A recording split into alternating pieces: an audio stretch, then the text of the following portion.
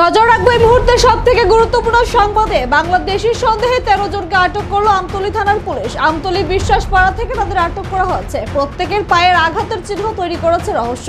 এরা বাংলাদেশের কোনো জঙ্গি গোষ্ঠী কিনা তা নিয়ে শুরু হচ্ছে তদন্ত। আপনাদের আবারও জানিয়ে রাখছি এই মুহূর্তের গুরুত্বপূর্ণ সংবাদ। বাংলাদেশি সন্দেহে 13 জনকে আটক করলো আমতলী থানার পুলিশ।